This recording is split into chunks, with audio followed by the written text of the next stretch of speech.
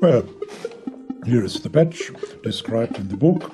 We have Brodel as a sequencer, and Brodel runs is equipped with a clock of its own. Otherwise, I would have to use a clock LFO or something like that. And this clock, this internal clock of Brodel, is modulated by the offset voltage coming through the VCA from time to time. So it speeds up and then falls down to its original speed, BPM. I will talk about BPM a little bit later. So what's going on? We have the LFO here, this above, and this LFO gives the clock for the Bernoulli gate, and I use only one output of the Bernoulli gate. And this output opens and closes the VCA. And when the VCA is open, the signal, the offset voltage, I have adjusted here. It's 1 volt. You see here 1 volt.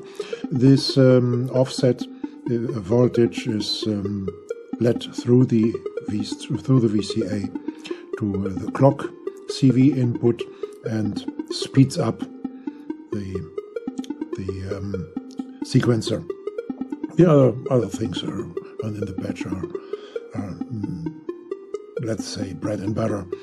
We have the VCA, and which is modulated by the ADSR and a little bit of reverb to make it at least a bit nicer.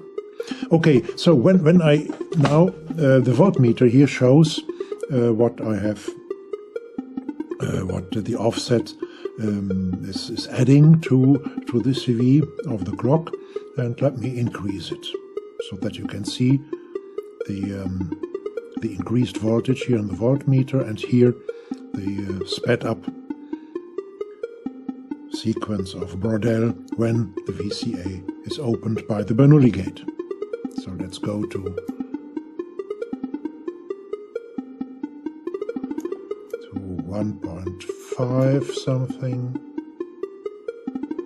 2 volt, about 5 volt. Yeah, okay, that's nonsense, of course. So let's go back to an offset of 1 volt. The question is, what is the relation? The relation of the offset voltage and or voltage, the CV at all, and the frequency, what is the BPM rate. The relation of between frequency and BPM rate is explained in the book as well. So let me, to show this, to demonstrate this, let me open another preset. You have it as well. So yeah, all right. So let me show it now. Here is again the voltmeter. We have no switching to and fro. We have only the offset. And I put the scope here above. And with the time knob, I can set the units. And you see here, let me say, for example, I want 1000 milliseconds per division. So from one division to the next, here it's 1000 milliseconds. So let me reduce the frequency.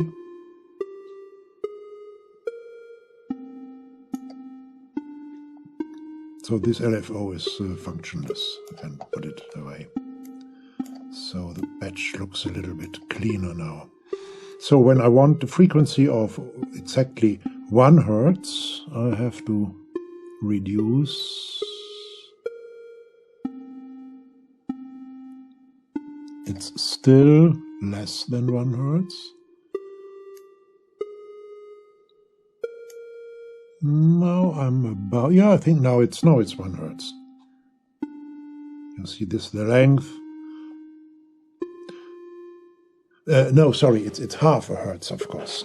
Yeah, because we have to we have to measure the whole cycle, not only the high, but also the low level of of the scope. So let me increase it again.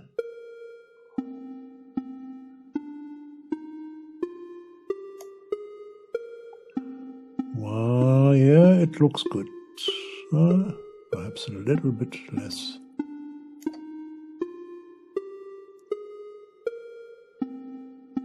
No, less.